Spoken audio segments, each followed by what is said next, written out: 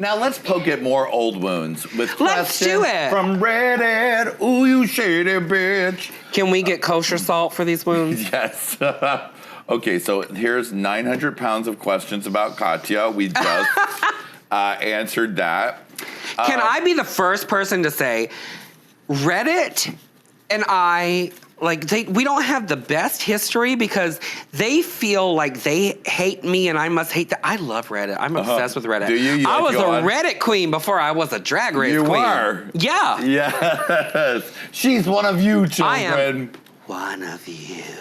Okay, so do you feel like going from season 7 to All Stars 2 almost immediately affected your performance? Absolutely. Oh my God, I did not want to do All Stars 2. That was not on my radar. And it wasn't because I was sad that I lost. I really wasn't sad that I lost. Maybe for like a split second, but there was an open bar and I was like, I'm good. Sure. I'm good. But I got a lot of good things out of season 7 and I was finally traveling the world. I was finally an actual Ru girl.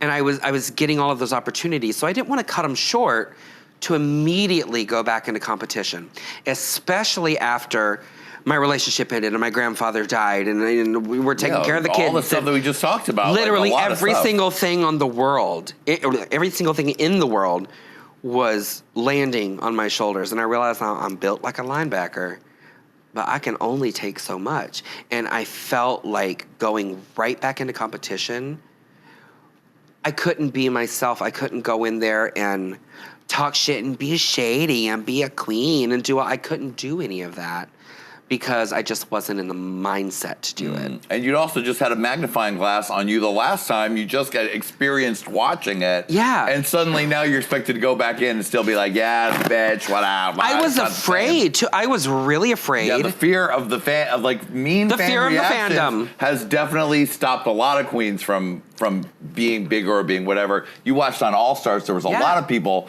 who were, Well, and I actually said, I remember saying to them when they called me, because it was like a week after they put the crown on Violet's head. Yeah. And I was out of the country, like, living my life and having a good time. Yeah. And they called me and my heart sank and I was like, no, I don't want to do that. I really don't want to do this. And they're like, too bad, bitch, you're coming back. They said, too bad, please come back.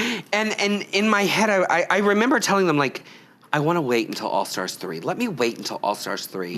And they said, you don't know what's going to happen. All Stars 3 may never come to fruition. Right. If you're going to do this, you're going to do it now. Ginger, we think you're an all-star. So many people think that you should have won season 7. Come on back and show them why you should have. And as much as I wanted to say no, I just couldn't. And I went back and I remember like being so excited to walk in that first day. That's the most exhilarating moment of my entire life. Well, almost. But up to that point was the most exhilarating moment of my life. Like turning that corner, striking your pose, looking at the camera and saying whatever witty catchphrase you had come up with. And I remember being so excited to go in. And as soon as I said the catchphrase and I looked over, I said to myself, what the fuck are you doing here? Why are you putting yourself through this again? Why is this gonna be another thing, another reason for you to put yourself under the magnifying glass? And I remember being completely scared and unhappy the entire experience. So when it came time for me to go home, I was so ready to go home. I was ready. No matter what like the fans had to say or what anybody had to say, I was like, please put me on a fucking airplane, send me home.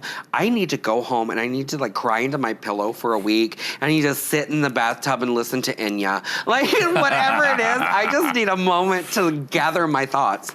And it was hard. It was really hard. And I wish that I had waited. I wish I had fought for that. If season 7 had followed the lip sync for the crown format with the top 4, who do you think would have taken it home? You, Kennedy, Violet, or Pearl? Kennedy, hands down. She would have slayed that. She has the tricks, all the tricks. She has all the tricks. Yeah. And I will say, I think I'm a great lip syncer. I'm a theatrical person. I know my words. I know my emotions. I can sell it right here. Yeah. I can do that. And I think that Violet is really great at what she does, and Pearl's really great at what she does. But when it comes to exciting a crowd by flipping and kicking and doing the splits, Kennedy is the one that would shut it down. If you had to pull out some of the tricks, like the rose petals or whatever, is there a Ginger Minj version of the rose petals falling out of the way? I already did it. Before rose petals, there were scissors. We pulled the scissors out of our conjoined tata, Sasha Bell and I. We gave ourselves a double mastectomy right there on stage. Yes, you did. And it saved me. It saved me and kept me to the top 3. As a fan of Drag Race, what untapped queen do you want to see on future seasons? Oh, there's a couple that I really think it takes a certain kind of queen to be a Ru girl, and you don't necessarily have to be the best. Like, Ru girls are certainly some of the best in the business, but there are some incredible girls that I don't think would make great TV and vice versa.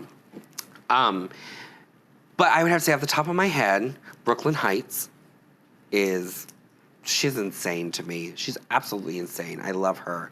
Kashi Goleen, as far as big girls go, everything in the world. I'd love to see Lady Red Couture on there. Yes! We've been trying since the first episode of this show to make that happen.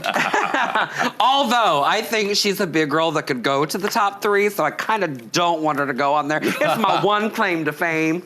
You fat bitch. Ginger, Lady Red spent your season wanting to kill you. She's like, that Ginger better not win. She better not win. Don't think that she was just saying it to you. She was sending me messages. I made the mistake of giving her my personal telephone number. She would text me, you fat bitch.